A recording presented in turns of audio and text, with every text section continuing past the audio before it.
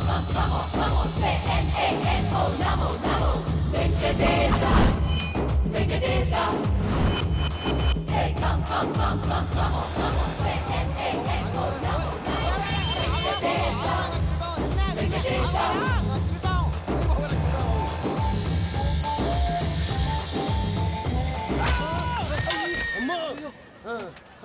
అమ్మో అయ్యో అయ్యో అమ్మో నీకేం కాలేదు కదా? ఒక్క నిమిషం బాబు, నా నడు సెట్ అయిపోయింది బాబు. సెట్ అయిపోయింది, నా నడు సెట్ అయిపోయింది. Thank you Babu, thank you Babu, thank you. ఇదిగో నీ కర్ర. నాకు రేటం పట్టిపోతావా? నా బండి మీద ఉంటే హెల్మెట్ అనుకున్నాను. మరి పారిపోతావా? నిన్ను చూసి ఎవరు పారిపోతారా? అదిగో వాళ్ళని చూసి.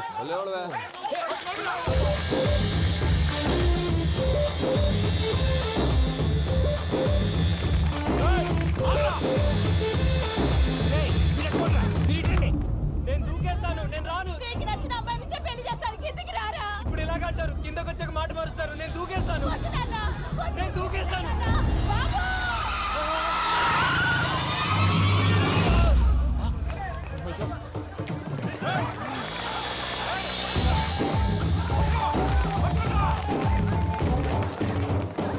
ఆగండి రాబాయ్, ఈడేంద్రా మలేషియా అన్న ఏరియాలో దూరిండు. ఏం రా సోడా మా ఎంకన్న ఎమ్మడబడుతుంది. వాడేం చేసిండో ఎరకేనా అన్న? ఈ రోజు మన సోడా సాంబయ్య గారు ఎమ్మెల్యేగా పోటీ చేస్తున్నారంటే అది మనందరికీ గర్వకారణం. సోడా కొట్లో కూర్చున్న ఆయన్ని తీసుకెళ్లి అసెంబ్లీలో కూర్చోబెట్టాల్సిన బాధ్యత మనందరి మీద ఉంది. సారీ సార్, ఎక్కడ రావాడు? అదే నేను చూస్తున్నాను సార్. అదిగో వచ్చేసాడు సార్. టైం అయిపోయింది. రాబాయ్ బాబు. ఏం రాయ్ అంత లేట్ చేసినావు? మోపే ట్రబుల్ ఇచ్చింది, అందుకే లేట్ అయింది. ఇగో చూడు, ఊకి అపోజిషన్ తిట్టుడే కాదు, నన్ను కూడా ఎలివేట్ చేయాలి అంటే పొగడాలి. మా పనే అది. కాకపోతే నాకు రాజకీయాలు తెలియవు. అవును సార్, అందుకే మీరు పాయింట్లన్నీ పేపర్ మీద పెట్టించారనుకో అన్న షూర్ అయిపోతాడు. ఆల్రెడీ మీ అపోజిషన్ లిస్ట్ కూడా మాకు వచ్చింది. అట్టనా? అరే ఇచ్చేయి, మన ఫైల్ కూడా ఇచ్చేయి. అలాగే సార్. చల్ షురూ కర్. మీరు అలా కూర్చోండి. అన్న మూర్తి గారి దగ్గర పోయి నీ యూరో ప్రోగ్రామ్ దగ్గర అనుకోని వస్తా. ఇది అయిపోగానే డైరెక్ట్ గా మీటింగ్ వచ్చేసాను. లిస్ట్ ఇవ్వు. యదమ్మతి మరిపో నువ్వును. వస్తాను. ఏయ్, వాడు మన పేరు తిన్నప్పుడల్లా మీరు చప్పట్లు కొట్టాలి.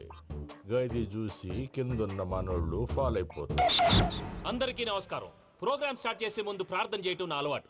ఎందుకంటే సడన్ గా వర్షం రాకూడదు, కరెంటు పోకూడదు, కరెంటు వైర్ల మీద పడి ఎవరు రాలిపోకూడదు. రెడీగా ఉండండి రా. నమో వెంకటేశ. వెంకటేశ్వర స్వామిని తెలుసుకున్నానని మిగతా దేవుళ్ళని తక్కువ చేయడం నా ఉద్దేశం కాదు. ఎవరు గొప్పతనం వాళ్ళది. ఉదాహరణకి రెడీగా ఉండండి రా. వినాయకుడు, ఆయన ఏం తక్కువ తిన్నాడా? ఆ దేవుళ్ళ మీటింగ్ గురించి ఆపేసి మా మీటింగ్ సంగతి చూడు. సమయాభావం వల్ల అందరి దేవుళ్ళని కవర్ చేయలేకపోతున్నాను. ఇప్పుడు మీ అందరికి ఒక ముఖ్యమైన వ్యక్తిని పరిచయం చేయబోతున్నాను. రెడీగా ఉండండి రా. చిట్టి బాబు. చూడ్డానికి పొట్టిగా ఉన్న చాలా గట్టివాడు. వీడు ఇప్పుడు ఒక వ్యక్తి గురించి కొన్ని నిజాలు చెప్పబోతున్నాడు. ఆ వ్యక్తి ఎవరో కాదు. రెడీగా ఉండండి రా. Is none other than Soda Sambayya. 5వ తారీఖు అంటే అది. అయ్యో బాబాయ్, ఫైల్ మారిపోయింది. భయ్య పరిస్థితి ఏంటో తిప్పు. చిట్టి బాబు, మన సోడా సాంబయ్య గురించి కొంచెం చెప్పు. ఆయన చాలా కింద నుంచి పైకెట్టాడు. చిన్నప్పుడు స్కూల్లో పక్కోడి బలిపాలు పెన్సిల్ దబ్బేసేవాడు. అంటే శ్రీకృష్ణుడు టైప్ అన్నమాట. గివెందుకు చెప్పిస్తున్నాడు రా? లీడ్ తీసుకుంటున్నాడు. ఏదో ఉంటా సార్. చిన్నప్పుడు ఇలాంటి చిలి పనులు అందరూ చేస్తారు. వేరే ఏమన్నా చెప్పు. థియేటర్లో బ్లాక్ టికెట్లు అమ్ముకునేవాడు. చెప్పమంటావా? బ్లాక్ టికెట్లా? ఏంటి చిట్టు బాబు? దొంగ నోట్లు కూడా మార్చేవాడు. చెప్పాలి. దొంగ నోట్లా? ఏంటలా నోరేళ్ళు పెట్టావు? అమ్మాయిలను దుబాయ్ షర్ట్లకు అమ్మేవాడు. ఆ విషయం కూడా చెప్పమంటావా? ఆవేశపడకండి, పబ్లిక్ ఏదో ఉంటది. సోడా సాంబయ్య అలాంటి మనిషి కాదు. నా ఓటు ఆయనకే. వాడు ఓటేస్తే సర్వనాశనం అయిపోతాడు. నేను చెప్పాక కూడా బుద్ధిన వాడేవాడు వాడు ఓటేయడు. మరి? రాళ్ళేస్తాడు. ఏదో ఉంటా సార్. ఇదేంటి చిట్టు బాబు, ఆ మీటింగ్ లో పడాల్సిన రాళ్ళు ఇక్కడ పడుతున్నాయి. సోడా సాంబయ్య ఉంటే చంపేస్తా. జంప్.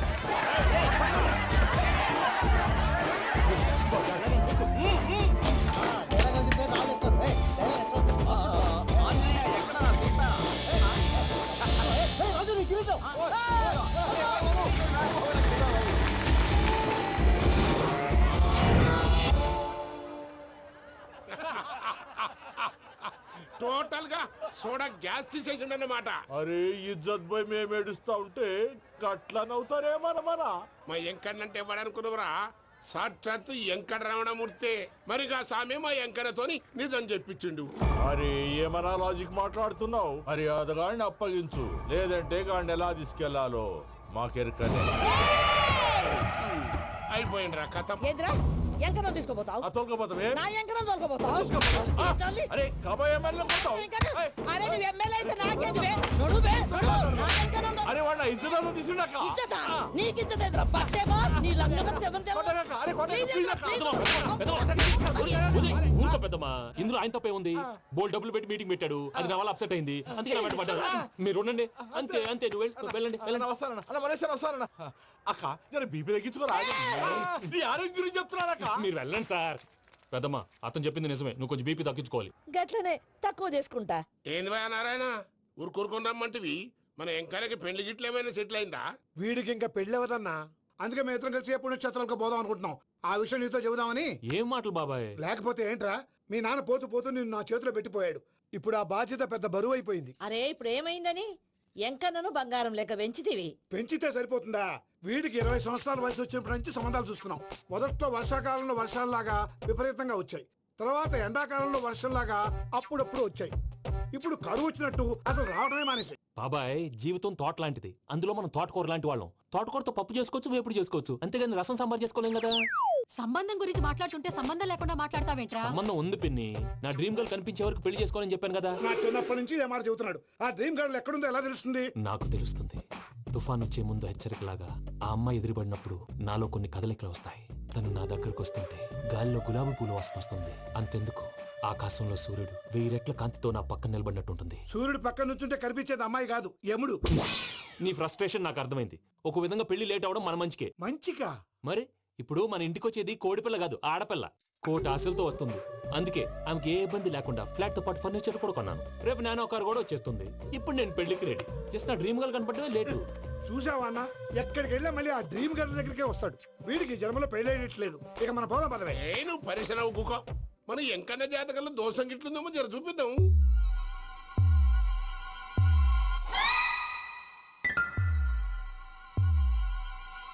ఏంది భయ పంతులు, గంట సంధి అద్దం పెట్టి ఓ చూస్తాంటివి? చూడటం లేదు మల్లేష్, వెతుకుతున్నాను.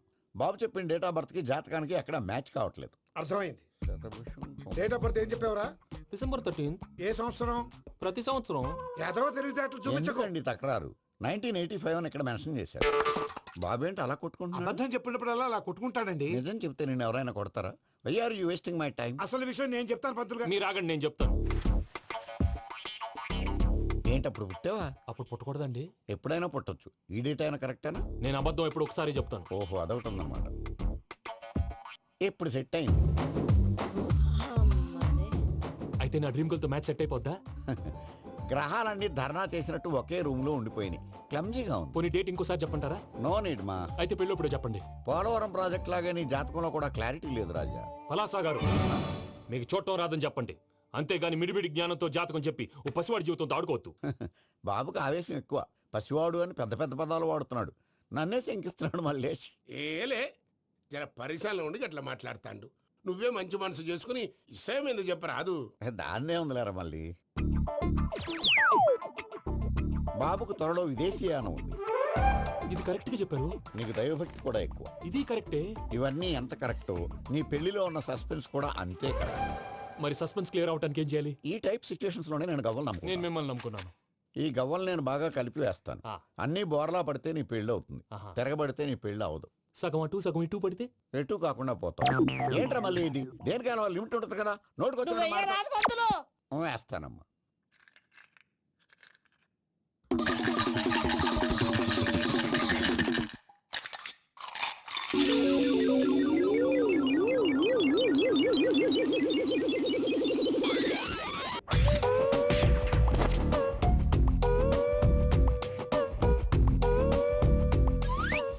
పోదకూడదు బాబు.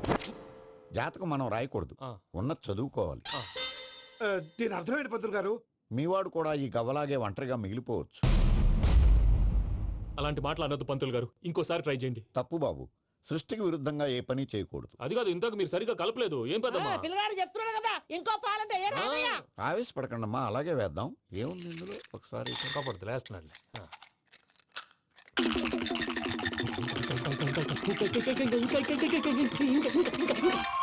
నువ్వు కల్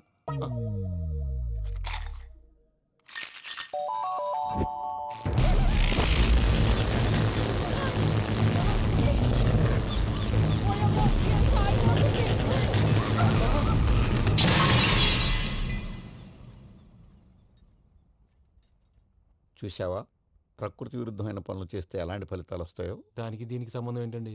నిజానికి జాతకం వల్ల లైట్లు పేలకూడదు. ఇల్లు పేలిపోవాలా? పత్రికారు ఇప్పుడు ఏం చేద్దాం? ఒక్క ఫోటో తీసుకుందాం.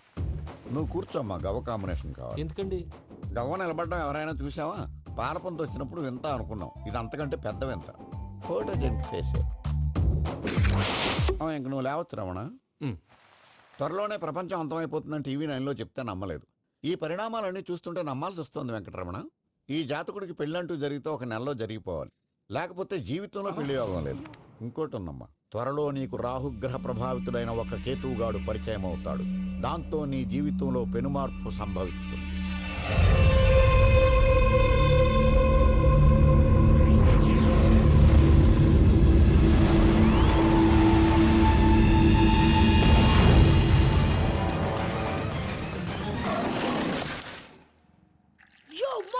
నేను కొత్త మ్యాజిక్ ట్రిక్ నేర్చుకున్నాను. ఏంటి అది? First give me one egg. Yeah, drop it here. Now what? Magic magic magic అబ్రాకడాబ్రా. రెండు వచ్చినాయిరా, భలే ఉందిరా. మీ పప్ప కూడా చూపించరా, ఎంజాయ్ చేస్తారు. ఓ మామ్, ఆర్ట్ పెళ్లి తెలియని వాళ్ళకి చూపించినా కూడా వేస్టే. ఏమండి, పొద్దున్నే అంత సీరియస్ గా టీవీ చూస్తున్నారేంటండి? కాఫీ తీసుకోండి. ఏమండి, కాఫీ తీసుకోండి. ఏమండి? ఏమండి? పప్పి! ఏమండి?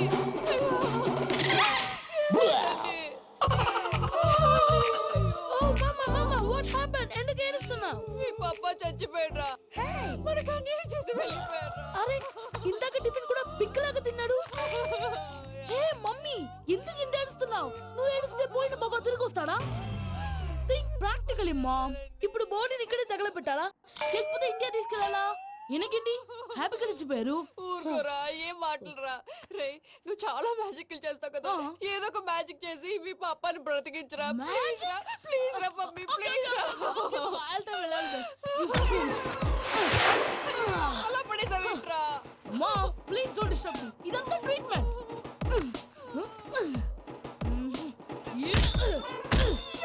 కొట్టకరా, చచ్చిపోతారు. ఆల్రెడీ చచ్చిపోయాడు. ఇలా కొడితే బతికే ఛాన్స్ ఉంది. అవునా? Call pumping treatment. అయితే కొట్టు.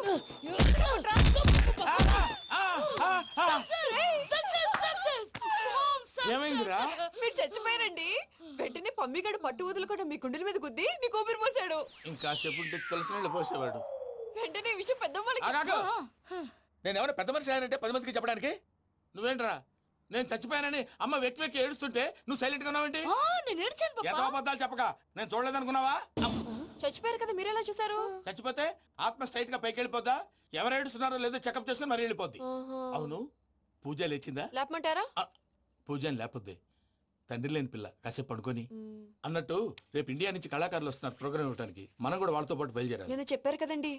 మరి ఇక్కడ నిల్చున్నావంటే సమాధానం. పాపా, నేను ఇందాక ఏడవలేదని ఫీల్ అయ్యావు కదూ. ఈసారి చచ్చిపో, తప్పకుండా ఏడుస్తా.